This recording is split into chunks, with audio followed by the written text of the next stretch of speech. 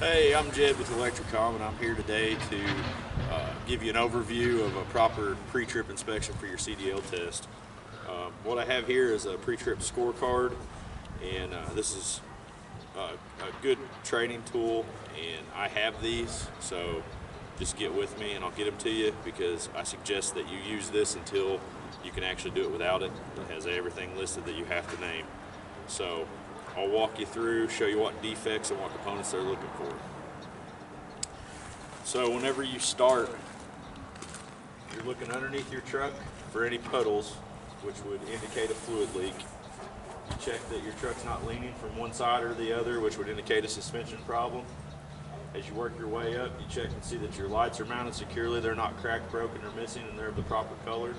You check your turn signals in 4 ways, ensure that they're mounted securely, they're not cracked, broken, or missing, and they're of the proper color. You check your windshield, ensure that it's not cracked or broken, it's free of any illegal debris, any illegal stickers, and it's in the proper working order. You check your clearance lights, ensure that they're mounted securely, they're not cracked, broken, or missing, and they're of the proper color. So on the front of the truck, the best way to remember it is lights, leaks, and leans. So you're checking your lights, you're checking for leaks, and you're ensuring that the truck isn't leaning one way or the other. Next is the passenger side of the engine compartment.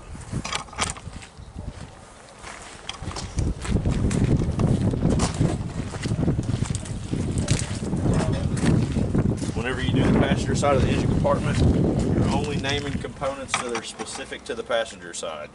Whatever is on the passenger side of the engine compartment that won't be on the driver's side. On this side, you do not name suspension or tires or anything like that. It's only engine components. So as you start, I start at the top and work my way down. I would check my coolant reservoir, ensure that it is mounted securely, it's not cracked, broken, it's not leaking, and the fluid is at a safe operating range. Check that my cap is present, it's tight, it's not leaking. Check that my hoses are mounted securely on each end. They're not cut, ripped, there's no bulges, and they're not leaking. I would check all the rest of my hoses, ensure that they're mounted securely on each end, they're not cut, frayed, bulged, they're not leaking, and they're all in the proper working order. From there, I check my alternator. I would ensure that it is mounted securely, it's not cracked or broken, the wires aren't cut or frayed, and it's in the proper working order. From there, I check my belt, ensure that it's not cut or frayed, it's not missing, and there's no more than 3/4 of an inch play in the belt. I would check my gear-driven water pump, ensure that it's mounted securely, it's not cracked, broken, it's not leaking, and it's in the proper working order as well. Check my exhaust from the turbo back, ensure that it's mounted securely on each end, it's not cracked or broken, there's no missing components, there's no soot trails which would indicate an exhaust leak, and it is in the proper working order. From there, we go to the driver's side engine compartment.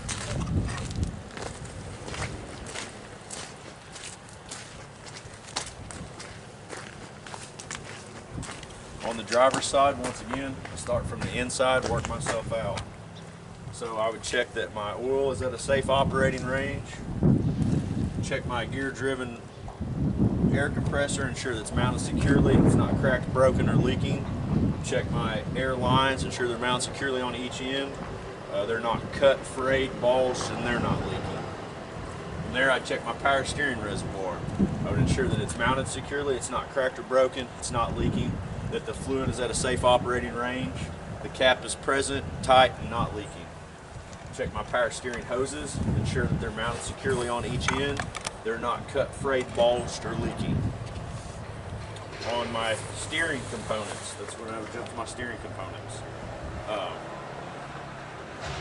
So you'd start with your steering shaft or steering column.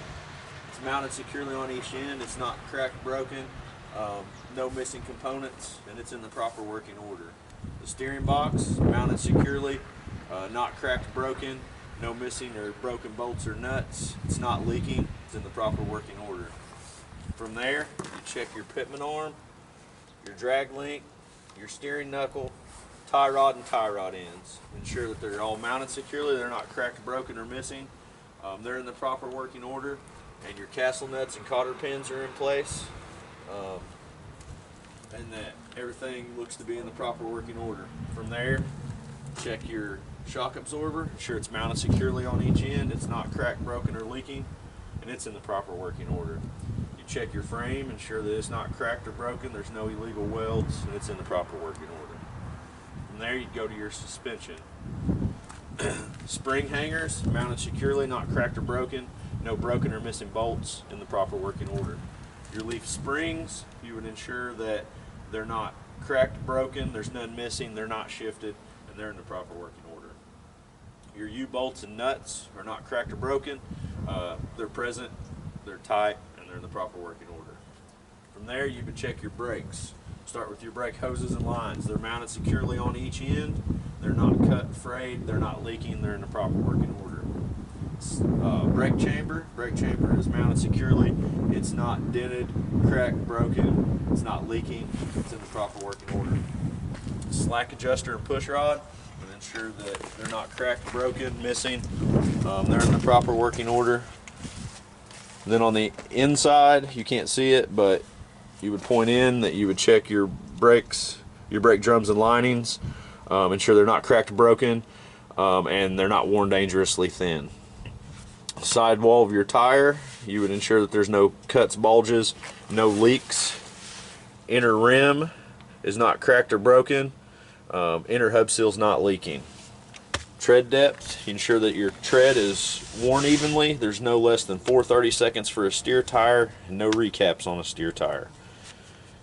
Outer side wall is not cut, gouged, no bulges, not leaking, and the tire is inflated to the manufacturer specifications that's labeled on the sidewall of the tire. Outer rim's not cracked or broken. There's no illegal welds. There's no rust trails, which would indicate a loose lug nut. All lug nuts are present and tight. No shiny threads, which would indicate a loose lug nut. Outer hub seal's not leaking. Valve stem and valve stem cap, not cracked or broken, missing, not leaking, and in the proper working order. From there you work your way down the truck. I'll start at the top, work my way down. So I'll start with my mirrors, ensure that they're mounted securely, they're not cracked, broken, or missing. Door hinges, door handle, door seals, all present, not cracked, broken, in the proper working order. The door latches properly. Check my step, ensure that it's mounted securely, not cracked, broken, or missing. Check that my fuel tank is mounted securely with the straps in place.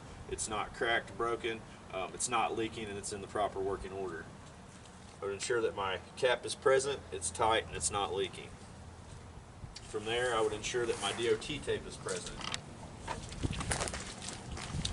Whenever you get to the back, you can name the components and say I would check them like I did on the front, but you have to name each component. So for instance, you would say I would check my brake chamber, slack adjuster, drums and linings like I did on the front. I would check my spring hangers, springs, shock absorber, U-bolts like I did on the front. Brake hoses and lines like I did on the front. Wheels like I did on the front. Tires like I did on the front, with the exception you can't have less than 2/32 of tread depth for a drive tire. And with duals you have to ensure there's proper spacing, the tires aren't rubbing, and it's free of any debris. Hub seals I would check like I did on the front. Lug nuts I would check like I did on the front. So as long as you name the components and say I would check them like I did on the front, you'll get credit for it. But you can't just come back here and say, well, I'll check all this like I did on the front. They'll take points away for that. So from there, mud flap. Mud flap is mounted securely, not cracked, cut, missing. It's in the proper working order. On the back, start at the top, work my way down.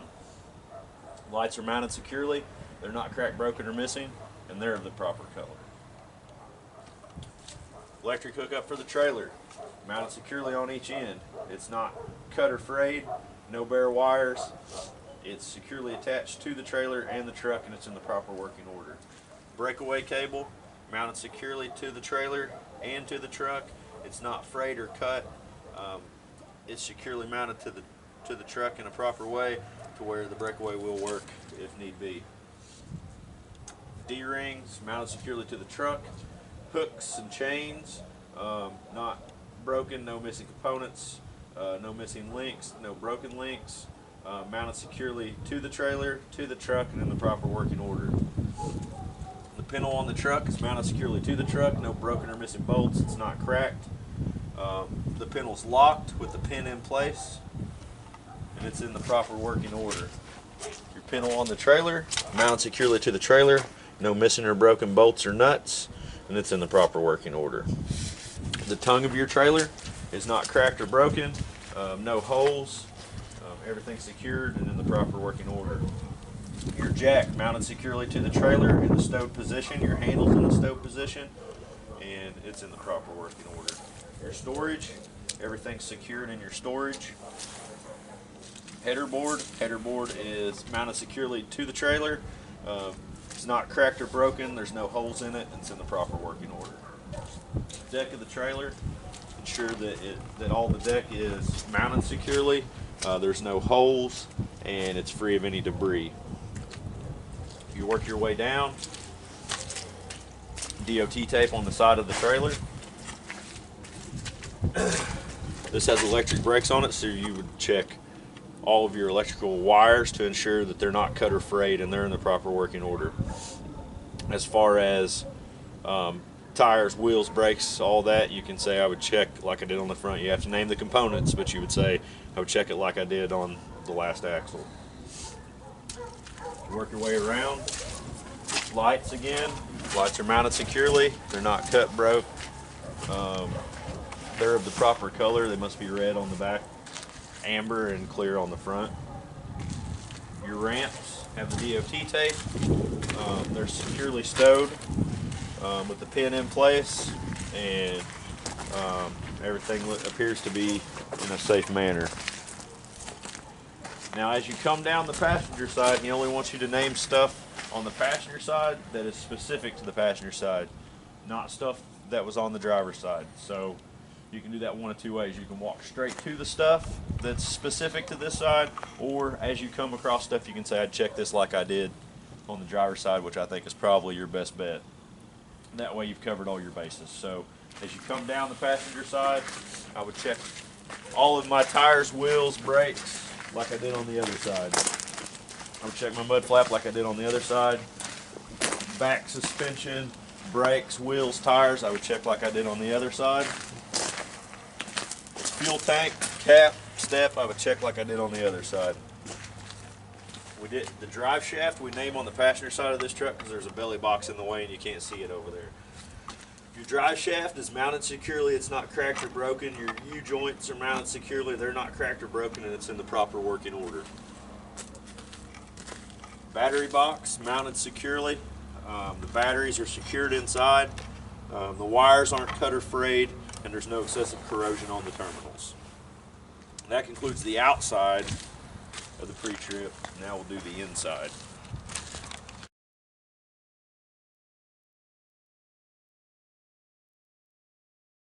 Okay, so now we're going to do the in-cab inspection, and it starts with what they call a safe start. And how you go about the safe start is you ensure that your truck is in neutral, that your brake is set, apply your clutch,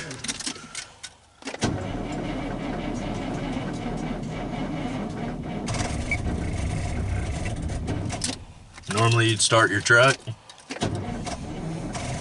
This one isn't going to start, but anyway, you'd start your truck, ensure again that your truck is in neutral, that your brake is set, slowly let out on your clutch, and that concludes a safe start. Once it starts up, there'll be an ABS light that comes on. You tell him my ABS light came on and off, which normally it would, but the truck wouldn't start. Then from there, whenever you're on the outside, you don't necessarily have to touch everything. In here, you have to do everything that I'm going to tell you. So you start out with your seat belt. Ensure that your seat belt's not ripped or torn, that it latches properly, and it's in the proper working order. You check your windshield. You checked it on the outside, but you check it on the inside again because you can see it better. You'd ensure that it's not cracked or broken. It's free of any illegal stickers or any debris, and it's in the proper working order. You would check your wipers, ensure that they are mounted securely, that the rubber is secure to the metal, and that they work properly.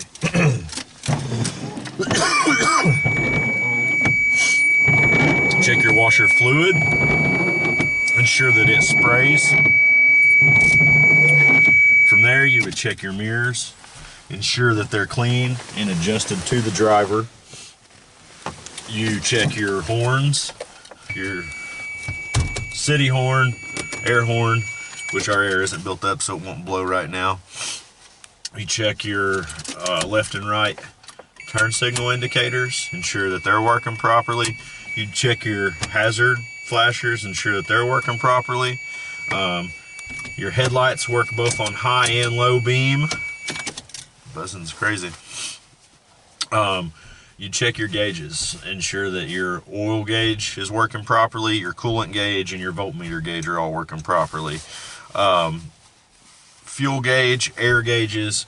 You check your heater and your defroster. So you'd actually check that it blows out.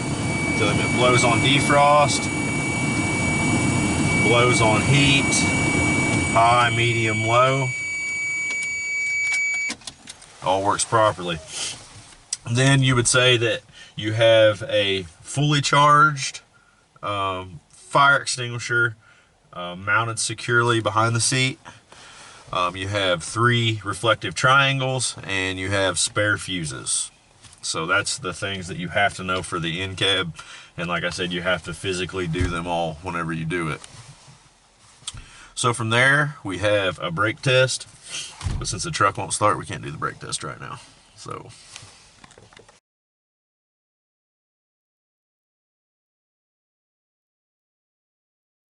Okay, now we're going to do the brake check. And the brake check is very important on the pre-trip because it's one of the few things that if you do not do it exactly like the book says in the exact order and say it the way they want it said, it's an automatic failure. So it's how you start. You have your truck running. You start with your air below 90, somewhere in there. And as you do it, you are telling him and doing it at the same time.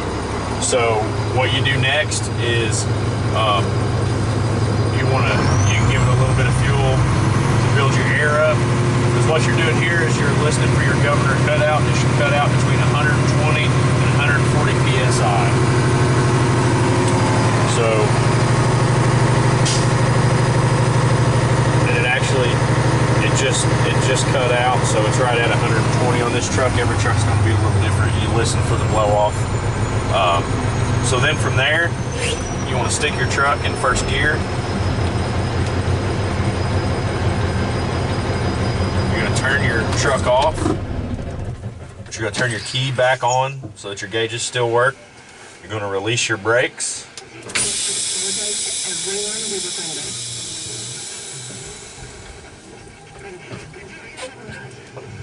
So your key's on, your brakes released. You're going to push and hold your brake pedal. You're going to hold that for 1 minute.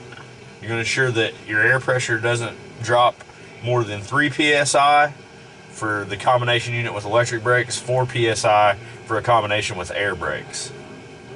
So once your minute's up, normally he'll say your minute's up. Then you'll fan your brakes down to approximately 60 psi and you're looking and listening for the warning buzzer at approximately 60. And there's the light and the buzzer. Both went off at your 60. And then from there, you'll continue to fan off to approximately 40 psi, at which time your valve should pop out. So we'll fan down to approximately 40. Wait for our valve to pop out.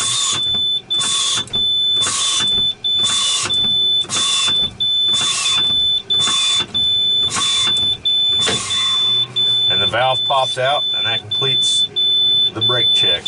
Like I said, everything has to be done word for word. You have to explain it and do it like I done. If it's not word for word, not in order, it's an automatic failure. So that's something that you really want to focus on and know that before